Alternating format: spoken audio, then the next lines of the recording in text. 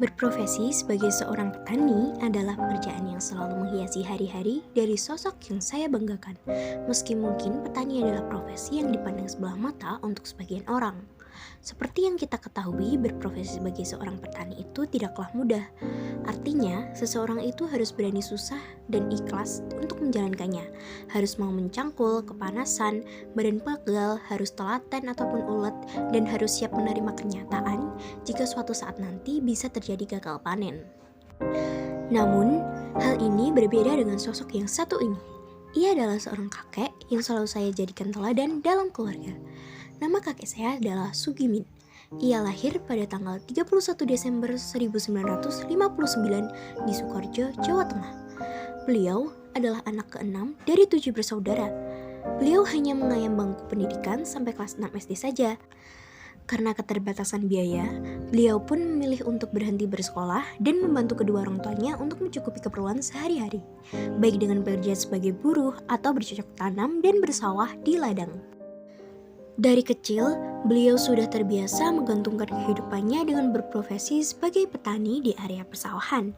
Alasan yang membuat beliau memilih profesi bertani itu karena tidak adanya profesi lain yang sesuai dengan latar belakang pendidikan dan keahlian beliau.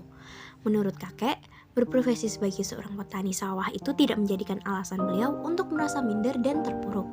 Karena menurutnya, yang terpenting adalah kita hidup tidak bergantung kepada orang lain. Semua profesi, apapun itu, harus kita jalani dengan selalu merekahkan senyuman dan rasa keikhlasan. Meski tanpa bisa dipungkiri, setiap pekerjaan itu pasti ada hambatannya. Sekitar pada tahun 1984, beliau menemukan pendamping hidupnya, yaitu nenek saya yang bernama Siti Nasiatun. Kakek dan nenek bertemu pada satu desa yang sama, yaitu Desa Meragen, Sukoharjo, Jawa Tengah, dan dikarunia 3 orang anak. Pada tanggal 28 Juni tahun 1985, nenek melahirkan anak pertamanya, yaitu ibu kandung saya yang bernama Asmaul Barokah. Pada tahun 1988, mereka dikaruniai anak lagi yang bernama Nur Naimah.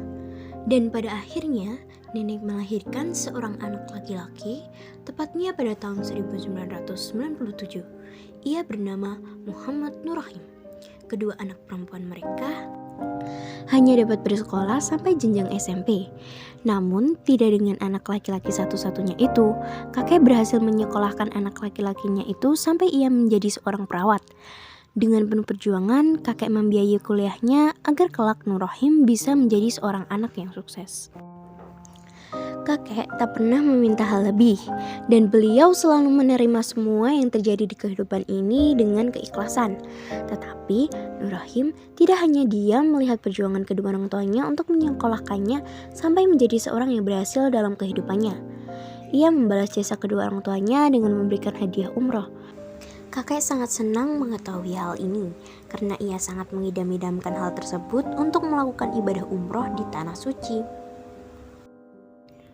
Pesan kakek kepada anak-anaknya adalah, apapun yang diberikan oleh Allah, kita harus menjalaninya dengan ikhlas dan selalu bersyukur. Jadilah anak-anak yang soleh, anak-anak yang selalu dapat memberi dan menolong sesama. Itulah kata-kata yang diajarkan kepada 3 orang anaknya, yang menjadi pemacu bagi anak-anaknya untuk menjadi anak-anak yang baik di mata kedua orang tuanya. Beliau pernah berpesan, hidup itu memang harus dijalani apa adanya, tapi yang menjadi nomor 1 itu kejujuran. Tekun, kerja keras itu memang harus, namun tidak boleh ngoyo dan jangan muluk-muluk. Ada Allah yang selalu di samping kita. Uang hari ini masih bisa melihat dunia saja, itu sudah nikmat yang luar biasa dan patut untuk kita syukuri, ungkap beliau.